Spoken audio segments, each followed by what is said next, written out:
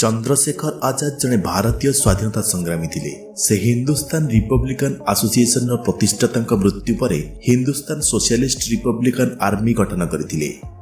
जय जगन्नाथ बंधुगण, मु चिन्मय आपको स्वागत करुछि मो यूट्यूब चैनल ओडिया ज्ञान को। आमको समर्थन करिया पई दयाकरी आम चैनल टी को सब्सक्राइब करंतु। प्राथमिक जीवन एवं वृत्ति। चंद्रशेखर आजाद 1906 मसीहा जुलाई 23 तारिख में मध्य प्रदेश आलीराजपुर स्थित भरपा ग्राम में जन्मग्रहण करथिले। तांको पूर्वज माने कानपुर निकटस्थ उन्नाव जिले में बसवास करुथिले। तांको माता जगराणी देवी तिवारी पिता शिवराम तिवारी तृतीय स्त्री थिले। चंद्रशेखर को बड़ भाई सुखदेव तिवारी जन्म पर तांको परिवार आलीराजपुर को चली आसीथिले। चंद्रशेखर आजाद को माँ चाहूले जे से जने संस्कृत विद्वान हुंतु, तेणु पिता तांको वाराणसी काशी विद्यापीठ को पठाई देले।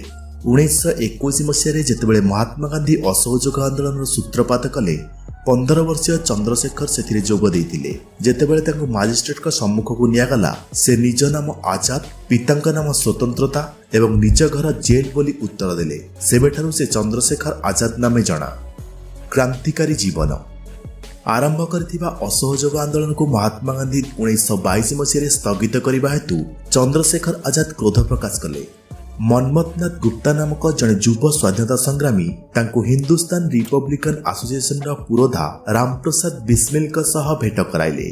तापरे से HRA रो जड़े सक्रिय सभ्य होइगले एवं सेथिपाई पांठी जोगाड़ लागि पड़िले। से ब्रिटिश सरकार का संपत्ति को लुंठन करने आरंभ कले।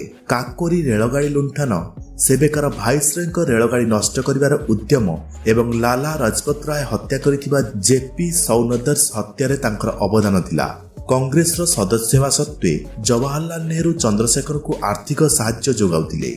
1924 मसीह बिस्मिल, चटर्जी, सचिंद्रनाथ सानयाल एवं सचिंद्रनाथ बक्सी नेतृत्व में हिंदुस्तान रिपब्लिकन एसोसिएशन गठित होइतिला।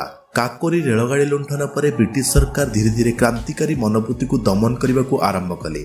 आजाद एवं भगत सिंह मिसी HRA को HSRA रूपे पुनः गठित करथिले। एहार प्रमुख उद्देश्य थिला समाजवादी सिद्धांत अनुसार स्वाधीन भारतर निर्माण। मृत्यु।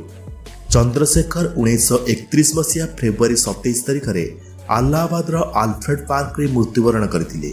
निज भाई एवं निजको बंचाइबार उद्यम से निजे क्षतविक्षत हेबा सह 3 जन पुलिस को मारी देइथिले और केतेक को आघात करथिले।